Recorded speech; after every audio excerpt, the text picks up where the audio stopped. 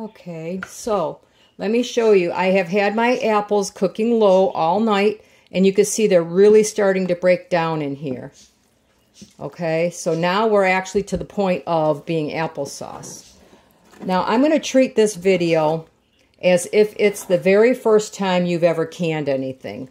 So if you've canned before, you could probably skip this part, but I'm going to give you some alternatives so that you don't have to go out and spend a ton of money in order to start this process, okay? This is how I started. I was given jars, I was given the rings, I was given a pack of lids, but if you don't have that option, we're going to go over what would be in a budget-wise, okay? Okay, so here's a couple options that I came up with. Now, for me, because I took out the cores, I took out all the bad spots, I have a stick blender. It cost around $20 on Amazon. It also came with a few other things like a whip and, or I should say a whisk. And it had like a little mini food processor with it. So because I cleaned my apples really well, before I even got that far, I soak them in vinegar for a while, wash them off, make sure everything's clean, take out all the bad parts, take out the cores and the stems and stuff like that. I think for me, I'm just going to go ahead and blend that up. I don't mind the little bit of skin that's going to be in there because, one, it adds fiber, and two, it adds some flavor. But if you didn't want to do that and you have something simple like a colander, you could press the applesauce, you could put it in here, press it through with a wooden spoon or a metal spoon, whatever you have, and put it over a bowl, and that applesauce will come through and the skins will stay behind. And I'll do a little bit of that for you so I can show you that. So that's one option that you have. There are a lot of other things. Like I said, you could put it through a blender, you could use a stick blender, you could put it in your food processor. The only thing to remember is it's very hot and you don't want to burn yourself or have this splatter all over you. So there's options that you can do. If you don't like the peels and you don't want to have to do any of this, you can simply peel your apples, take out the cores and the bad spots, and you can mash it with a potato masher and have chunky applesauce if you like chunky applesauce. Okay, so that's one option that you may already have in your house. You're also going to need some type of jars, okay? My recommendation, and I do not have a new pack here, is to go ahead and buy yourself a pack of jars. They're going to be around $12, $13, at least in my area. They just reduced the price of the ball jars. There is a Walmart brand that has worked very well for me. Honestly, there's only $1 difference in the price, so that's up to you. There is another brand that I would not recommend at all. It's called Pure, P-U-R. You might see those clearanced out a lot of places. I have had the worst jar breaking and failure rates that I've ever had. When I bought some of those, I was out of town. I wanted to get something done. I bought a pack for, I don't know, it was like $7, and the lids exploded off of them. 3 out of 12 jars broke. It just was not worth it, and you'll never want to can again if you ever go through anything like that. Okay? So now you have your jars. They come with your rings and they come with your lids. So there's no extra charges that you have to go out, no extra things you have to buy. It comes complete, and you're going to get 12 jars. The rings are reusable. So if you find jars that are on clearance out somewhere, or somebody gives you a bunch, you go on your Buy Nothing group, you say you need some canning jars, people might give them to you. You might find a whole bunch of them for cheap. Just be aware of those. You have to check very carefully around the rims for no chips, and you have to make sure they're not cracked, or you're going to have some failures. So for your very first time, if you can afford it, I would recommend buying at least one pack of these. Once you have jars, you can reuse the rings, like I said, and you can buy just the lids separate. They're not too expensive. I think they're running under $5 a box. You can get the Walmart brand for under $3 a box. I've never had a problem with those, in case you want an alternative that's a little less expensive. The only other thing you're going to need is a way to fill your jars. You're going to need some kind of a funnel with a wide opening. I've seen people take flexible cutting boards, roll them into a cone, and stick them in the top. I don't remember the first way I did it. I probably just put it in there spoon by spoon because I didn't even have that. It's very, very nice to have a jar lifter because you're going to be putting these in and out of hot water, okay? So this is something that I would recommend, if not a way to remove water from your canner so that you could reach in with maybe a hot pad, and you could use something like a ladle, a baster, something like that. Some way that you can get those hot jars out of the hot water without having to tip out the water. The next thing you're going to need is a way to measure the head space in your jars. And what that means is it's the amount of space that you're leaving above where your applesauce will be. You can do something as simple as a plastic ruler from the Dollar Tree, okay? I need a way to measure a 1/2 inch so I can, oh, that's not the inch side. I can measure with a 1/2 inch mark, and I know where my jar needs to be, where my applesauce needs to be in my jar. You probably can't see that very well, but there's a 1/2 inch. So I need to know I go between these two bands here. I have other things that I've used, such as a marking gauge from when I was a quilter. It has a 1/2 inch, a 1/4 inch, a 3/4 inch, a 1 inch, and a 1.5 inch mark. You can make something. When I first started, I took a piece of plastic lid and I drew a little 1/4 inch mark, and I made one that I could just hold in the jar. I cut a little notch at a 1/4 inch, and then another notch in a little further at a 1/2 inch, and so on. So I had, like, let's say I made one. I would take a little chip out of this plastic lid and make a 1/4 inch. And then I'd come in a little bit and I'd do a 1/2 inch, and I'd come in a little bit and I'd do a 1 inch. So you can make some of those things. The only other thing you're going to need is a way, we call it debubbling. And once you get everything in here, you have to have a way to stir this around to make sure there's no bubbles in there, especially with something like applesauce that's pretty dense. I can use either, this is a little short, but on my 1/2 pint jars, it's just a wooden stick. I use a knife. You should not use a knife because you can crack your jars. Plastic spoon, anything like that would work. I just honestly haven't remembered to pick up any plastic utensil to do that. Technically, because it's clean, I could use this, but I don't. Okay, so those are the very basics. The next thing you're going to need is a way to cook these or to can them, and it's called water bath canning. You need something that you could submerge the jars in while you're canning. So let me show you a couple options. My first option is simply a stock pot that I found at the thrift store for a couple of dollars, and I found a lid in my cabinet that fits kind of tight on here. You don't want all that water bubbling out, okay? So I just need some kind of a pot that's tall enough that I could put my jars down in, and I'm going to be able to put a little bit of water above them. Now this is a pint jar. When I'm using my 1/2 pint jars, I can use something even more shallow, which is, this happens to be the insert to my Instant Pot. So you could see I can get a couple of inches above these 1/2 pint jars, and I still have plenty of water space above it. And that lid just happens to fit just right, oops, on my Instant Pot insert. If you already have an Instant Pot, don't use it for canning, but you can make your applesauce in here the same way I did in my roaster. You're just going to make smaller batches. Maybe you only want to start out with some 1/2 pint jars. So this can do double duty. You will use it on the crock pot function. You could do it on the pressure canning function in order to get your applesauce made sooner. But that's an option, okay? And the other option is to buy everything that you need in a kit. Before I started this video, I went on Amazon and I looked up canning kits, canning kit.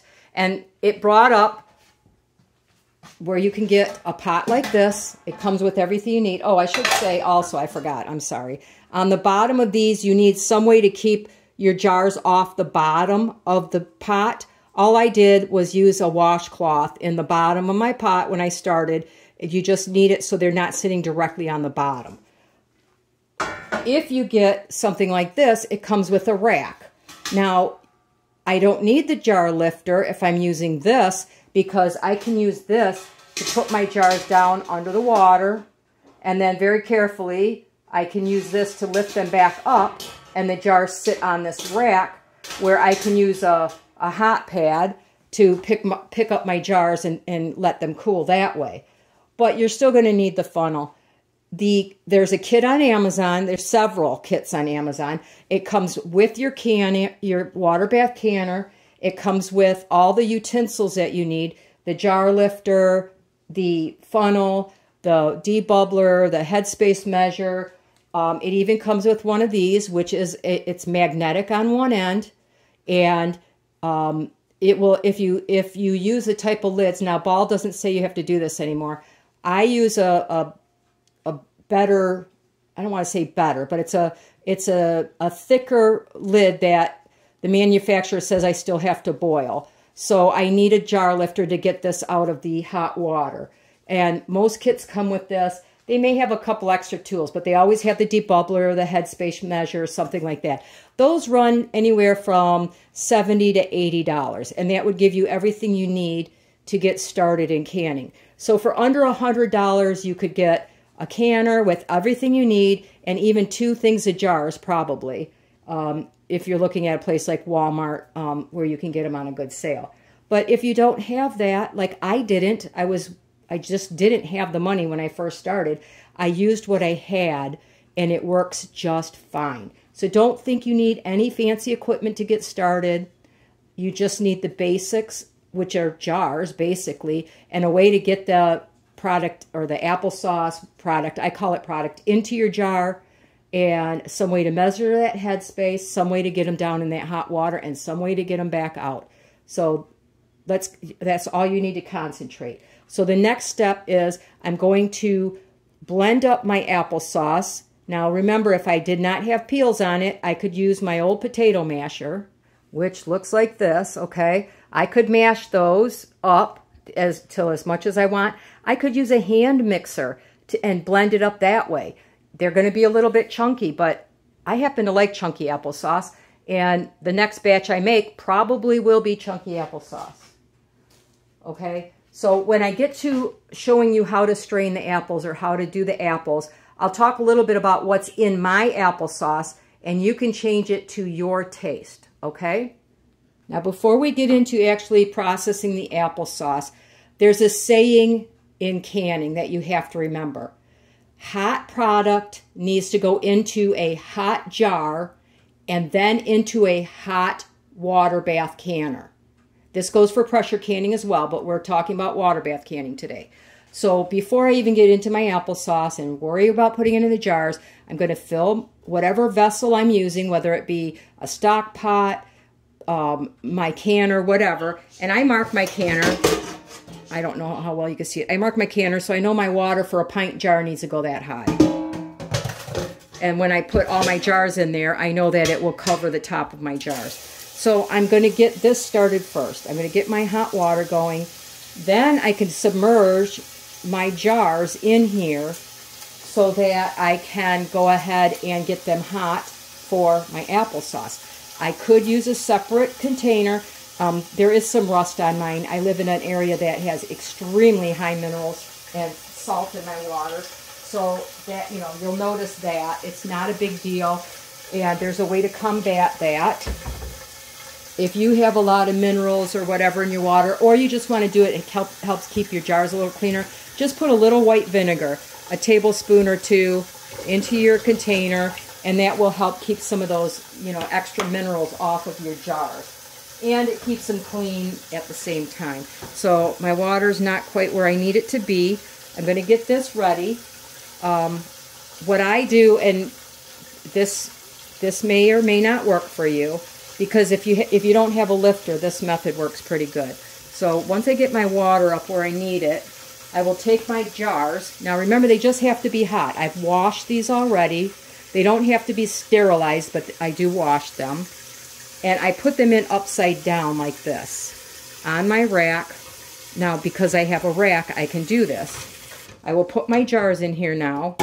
And I do not lower the rack down. I'm going to get this up to boiling, and that's going to steam these jars and get them really hot.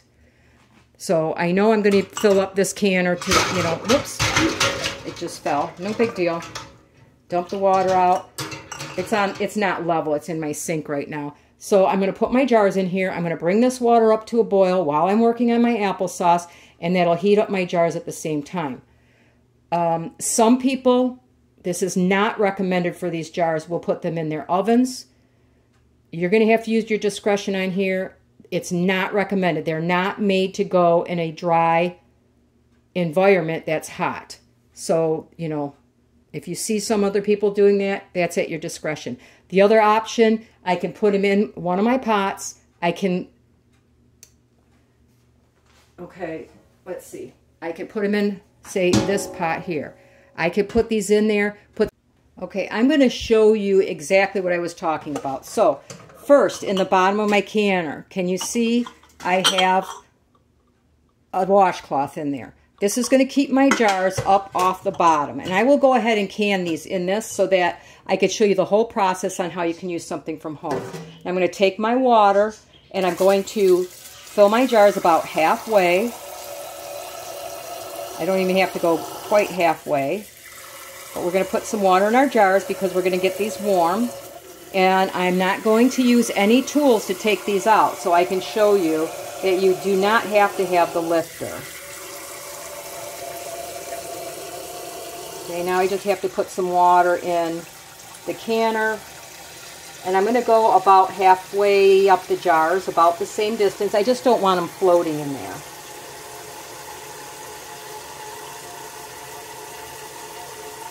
Okay, so that should be plenty. Now I'm going to put this on my stove along with my other canner just because I know I'm going to have a lot of applesauce. And I'm going to start heating these before I start working on my applesauce. Okay, so that's the vessel or the container I use to heat my boiling water in. I found it at the thrift store for $3. So I really like it because it has measurements on it.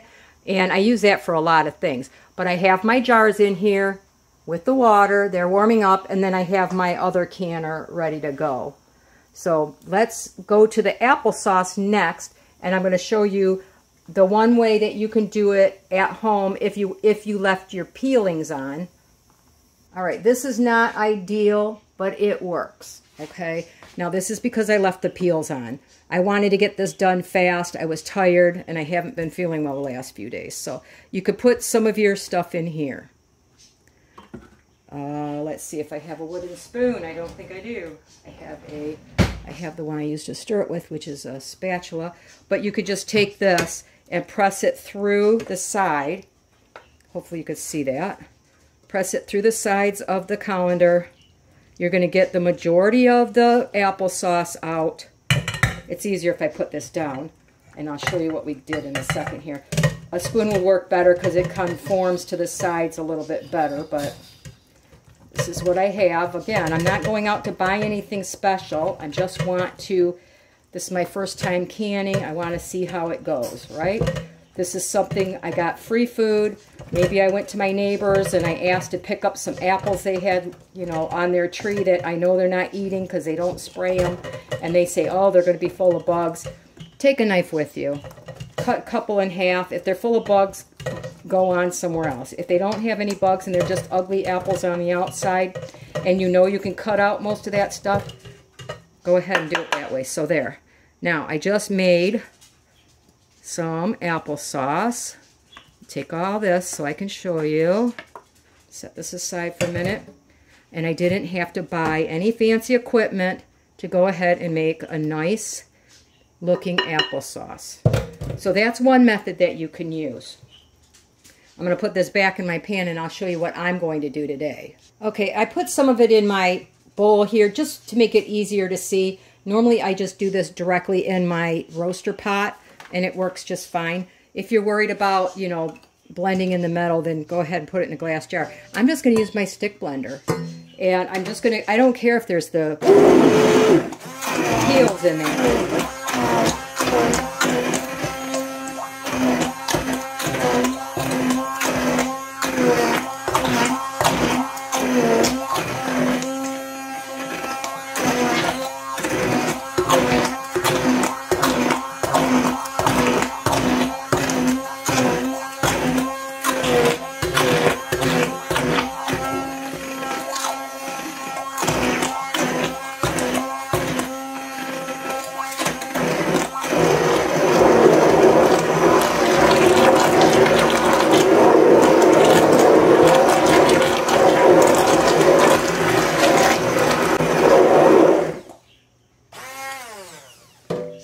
right, so it takes a minute or two, but you could see my applesauce looks really good.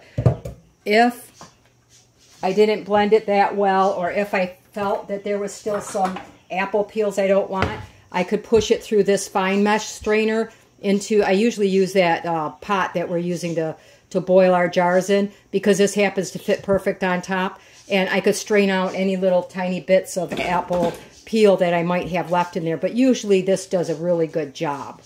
Okay, so I'm just going to wait for our jars to get warm. I'm going to blend this up really well, and then we're going to go ahead and start putting stuff in the jars. Okay, you can see my jars are very hot now. They don't necessarily have to be boiling, they just need to be very warm. So I'm going to just use my hot pad, and I'll show you why I like the jar lifter better. I'm going to take my hot pad, I'm going to take my jar out. Now I have to get rid of this water. So now I have to set it down, readjust so I have the hot pad on the side, and then I pour my water back into the canner. Okay, I just let it drip for a minute, and now, oops, I lost my grip on it. With these, this is why I would invest in this. If you think you're going to can more than once, I could just take it. I can very carefully, if you overdo it, you're going to spill it on your hand.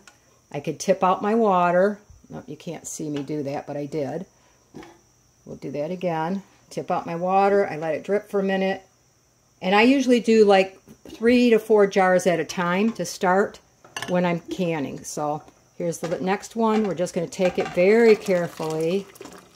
You don't want to tip it up too far or you're going to burn your hand. I let that water drip out. A little bit of water in there isn't going to hurt because it tends to steam out anyway. There's my 3rd jar, and I'm just going to do my 4th jar. So the jar lifters are extremely handy, not completely necessary for your first time. Okay, so all that extra water went in there and it brought the level up a little bit. Now the fun part is to put the stuff in the jars. I'm going to start with the stuff I pureed up in the bowl. So again, you need some way to get, and you want a bigger hole. If you get those ones like that you could buy at Dollar Tree, if there's a way you could cut the extra off, you know, like this kind, you can cut, you know, some of this off with a, I used a serrated, you can use a serrated knife or find a way, have somebody cut that off. You can get a pack of 3 of these for like $1.25. But again, it's not something you have to have. And then I have a ladle. You can use a measuring cup or whatever. And a pint jar holds about 2 cups. My ladle happens to be about a cup. But you're not filling these all the way to the top, remember? You're going to put your applesauce in there. And you have to worry about that head space. That can be adjusted. That's not a big deal, okay? So you're going to put your applesauce in the jar. And I probably went over, but I'm going to fix that. This is why I do a couple jars at a time, because then I can just move my funnel to the next jar. And I usually keep one out while I'm filling the rest of them until I get to the end. Now remember, I have to debubble this. I don't know what my head space is yet. I look like I'm pretty close. I found plastic, so I don't have to worry about this. I just go in there. I'm going to make sure I just move it around a little bit so that if there's any bubbles in there, they'll come out. Okay, and then I can tap off the rest, or I just stick it in my container with my applesauce. Now I'm going to measure, and you're not going to be able to see this very well with this ruler, but there's my 1/2 inch mark right there, and I put that on the edge of the jar, and look at, I just, well, 1/2 inch right there. I'm just barely touching. I don't know if you could see it. If I tip it, it's probably not going to work. I'm barely touching the top of that, so I'm at the 1/2 inch mark. So this jar is ready to go. And you're going to do this with all of your jars. So we'll go ahead and we'll do one more, and then I'm going to show you what we have to do for the next step, okay? So I'm going to take my, now I found a big chunk of apple in here. I could just push that to the side. It didn't get whipped. I could put this through, like I said, I could put it through the sieve and push it through, but I can just remove those big chunks I found, and I'll set that aside, and I'll go ahead and puree that up with any other big bits that I found. And if I have a couple here and there, it doesn't bother me. But I can see very well what's going in my jars. Okay, so this one, I'm going to leave this a little shy on the head space, probably. And that's easy, very, very easy to fix. So, I know for a fact that this one's too low, but I go ahead and I debubble it, just like I did before. Usually you just, if there's anything in there that's not liquid, or kind of liquid like this, you could just tap in between, remove the excess. Now, I know my head space is way low. I can just top it off with the spoon up until I get to the measurement that I need. And I level it out a little bit. I'll take my ruler, see if I can get it here where you could see it. Am I at a 1/2 inch? There's the 1/2 inch. Well, I'm pretty much right there again. If not, I would just add a tiny bit more. This could take just a tiny bit more. It's always to have a little bit too much head space though. Just a little bit too much, then not enough. Because as this heats up, this is going to bubble up a little bit, you know, because you're actually going to boil it. And you have to have that little bit of air space. So I'm going to go ahead and do these other jars. And my dogs are whining to go out, so I'll be right back. Before I go on, I wanted to show you, I purposely overfilled this jar here. And I still need to debubble it, right? So now you're going to see where the problem comes in. This is what's going to happen to your jars if you fill them too full. This stuff, it might be wanting to come out of the top. And if you do that, it's not going to seal. So it's just a simple, I just take a spoon, I get down, I'll level it out, and then I'll measure my head space to make sure we're good. And I did make a mess, see, I made a mess, but we'll take care of that in the next step. I'll take my ruler, I'm going to measure it. I'm good there. It's just a tad bit more than the 1/2 inch, and I'm okay with that. All right, the next couple of steps are important for the seal of your jar. I'm going to take a paper towel, and I'm off camera here, so forgive me, because I'm doing this over my sink, and I'm pouring vinegar on it. It doesn't have to be sopping wet, but you want it wet, okay? Now, on applesauce, the vinegar is not 100% necessary, but it's a very good habit to get into, because if you can anything with sugars or meat products that could get on the rim of your jar, you could have a bad seal. So it's just a good habit to get into. So the next step is, now this is going to be hot. I wipe my rim, and you could see, remember that jar? And look I have some bubbles in there. That's why we debubble. I did debubble this already, but if I see big ones like that, I could go ahead and see if it impacts my head space at all. And that one looks like it might need a little bit more now. And I could add my extra teaspoon or so of my sauce, bring it up to that level that I want. Or if I push it around and it needs to take some out. Now, this rim, I always check every time with my finger while I'm washing them to make sure there's not a single chip in there. A chip you won't seal well. I'm just going to wipe down my jar. There's nothing on top here, and there's nothing on this part of my ring where my ring's going to go. And I'm going to do this for all of my jars. I'm just wiping them down to make sure that they are nice and clean. Okay? And I actually changed the area of my towel, my paper towel, with the vinegar that I'm using. Okay? So now I have, because 4 jars is what fits in that one stock pot. So that's what we're going to work with first. Okay, so now I have my 4 jars. Now I need to get, and I'll show you the lids I use, because mine have to be put in hot water. The ball lids do not tell you don't have to. So I use a brand called Superb. I have a local Amish store that's close to me where I get some of my products, and they happen to sell these. They're thicker metal, and the rubber is thicker than what the new ball lids have. And I don't, that doesn't matter to me. These just come at a much better price than what I can get the ball lids for. And I go ahead and I just put all 4 of these on.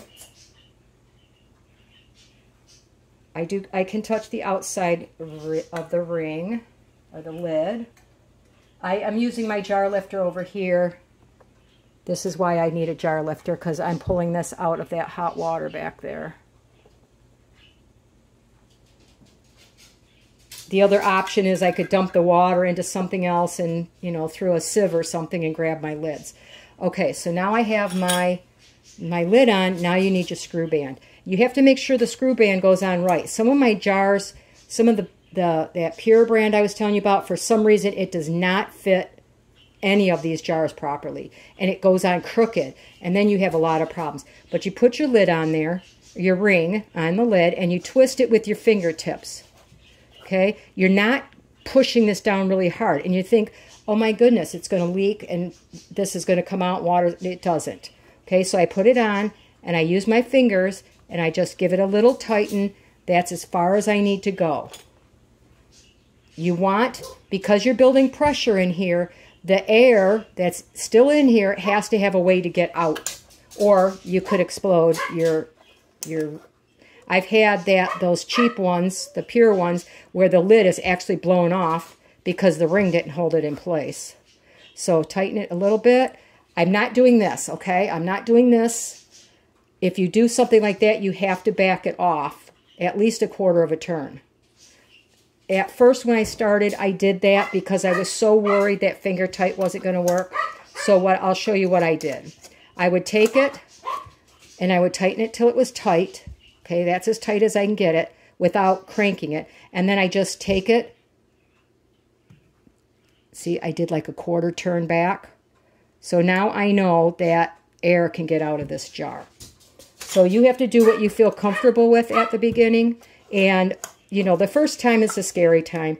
Now, see, this lid's not wanting to go on correctly. So sometimes the screw bands are just a little dented because I use mine over and over. And there I go. I'm just going to tighten it a little bit. So now it's just a matter of putting it back in our canner. Let me get my yappy dog out of the way here. Okay, I want to bring it up here where you can see a little better. Now these are not super hot right now, so I can take I'm using my hands, and you'll see how it starts to displace the water. That's why you don't want to put a whole lot of water in this. And I'm going to put my 4 jars in here. Okay, and you can see that it's not covering yet. So that's why I always have my pot of hot water. And I'm just going to add my hot water. You cover these by a couple of inches. And now I'm going to bring this to a full rolling boil. I'm going to cover it and bring it to a full rolling boil. While I'm waiting for that pot to come up to a full rolling boil so I can show you that, I'm going to go ahead and fill these jars. And I think I told you I would tell you what I did with mine. Now, remember, I cut out any bad spots. I took the cores out. I take the blossom end off. Any bad spots like bad bruises or anything that looks not so appetizing, I just cut off the apples. Then I put a little bit of water, just enough to cover the bottom of my roaster. You could do this in a crock pot. You could do it in your Instant Pot. You could do it in that pot that we're using to can over the stove. You just have to watch it a little more careful. I do a lot of this stuff at night so I can come back the next day and just can it and I don't have to babysit it. But, so anyway, what I put in mine, the only thing I added to mine, you can add sugar if you want. I want a sugar-free applesauce. So I didn't add any sugar. The only thing I added to this batch, because I like to flavor them a little bit different, is some cinnamon and some nutmeg and a little bit of ginger, or a lot of times I've used apple pie spice before, which is basically the same stuff. It just comes all mixed together. And then I let that cook for a while. After I puree it, I adjust it to see if it's the way I like it. And if it is, then I just go ahead and can it up.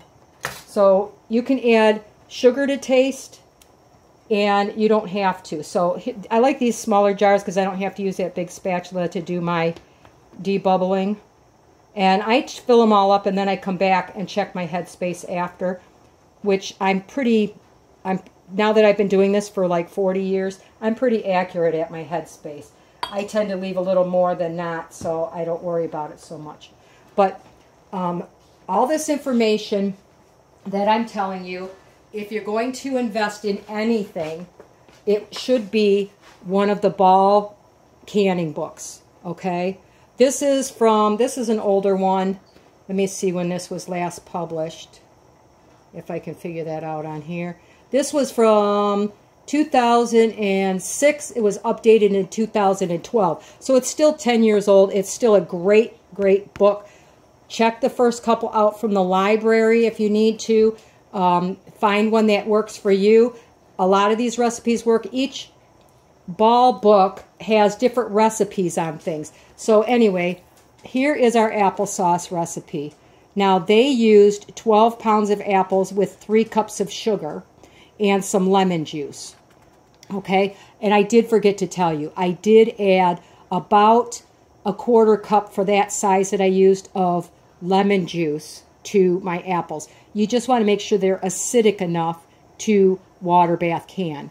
So it tells you all the information, tells you how much of everything you need. It tells you what to do here, you know, if you puree it. And then most importantly, it tells you on here, leaving a 1/2 inch headspace, and then to remove the air bubbles and adjust the headspace. So it will give you how much headspace you need.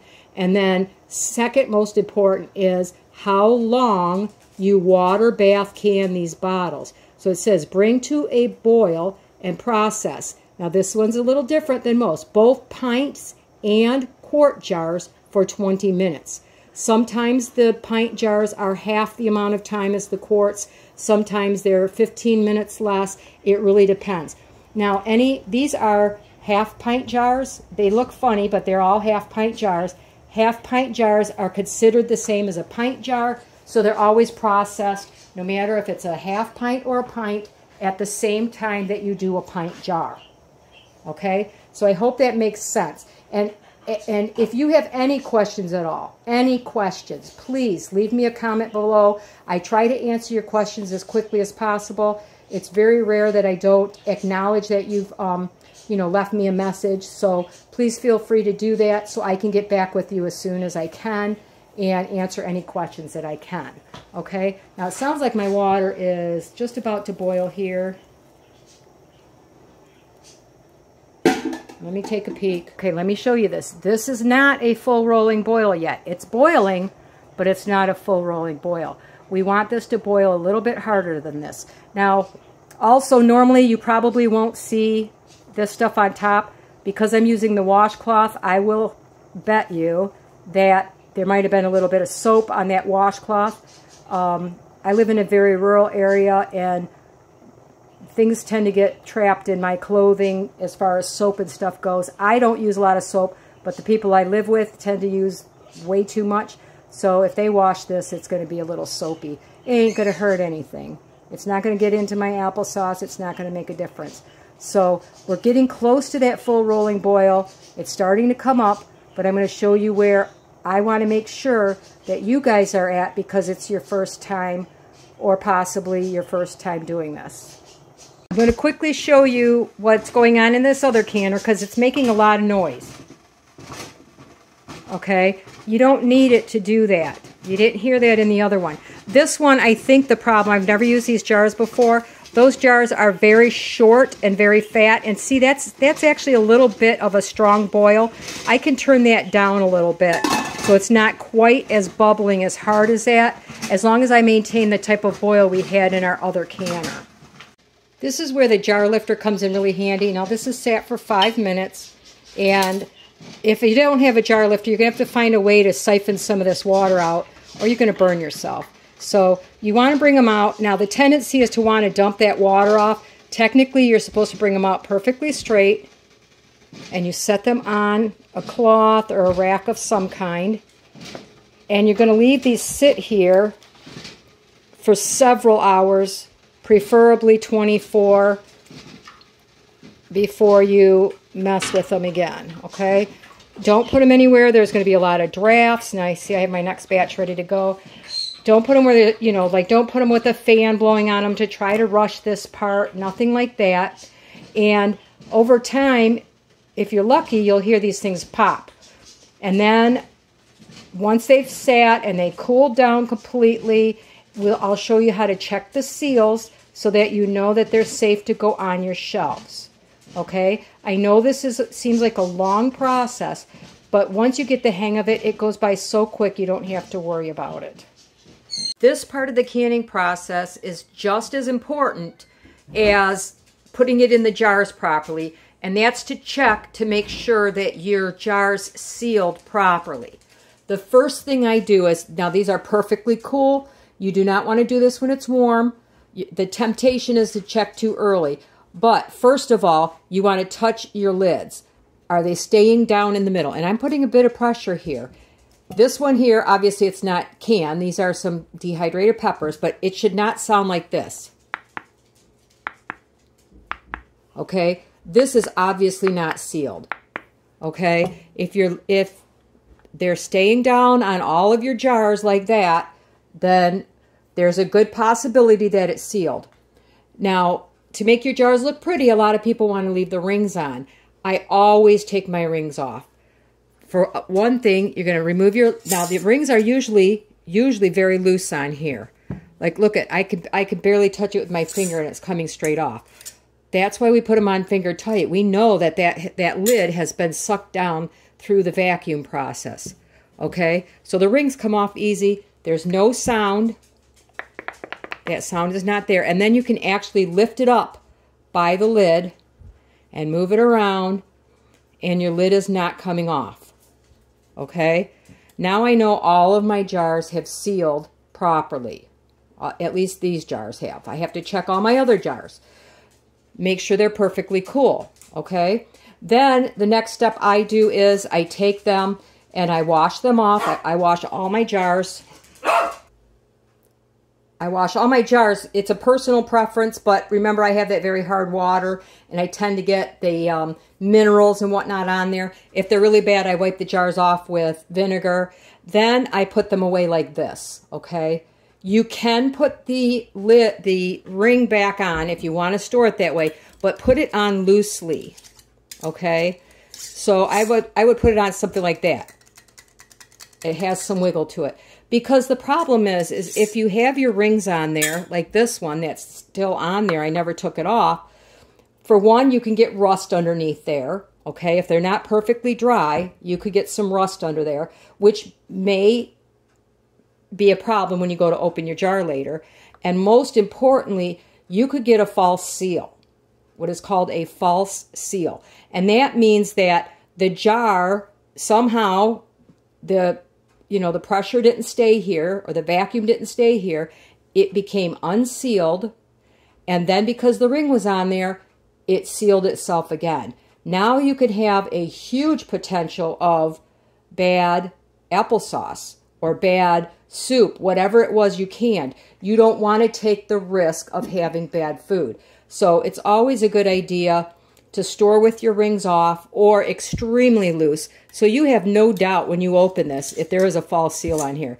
With this barely on, and some people do this, I don't, but they might want to stack a few high, so they want a ring on there. I stack mine, I go too high, and usually I have like a box or something in between, but I don't have a problem like this. Could it make a false seal? Possibly. That's why I tend to put the cardboard in between. But, you're always going to check whatever you're going to smell it. If it doesn't smell right, you're not going to eat it. Right? Okay. So, anyway, that's how you check your jars. And then I go ahead and wash mine, rinse them off, let them dry, and then I label them. I take a permanent marker of some type. Let's see, is that permanent? Yes. And these are for somebody else, so I'll let her mark her own. Here's mine. You see how easy that came off? I did wash the tops off of these couple of jars, and I am going to write applesauce. This has cinnamon in it, so I'd go cinnamon, applesauce,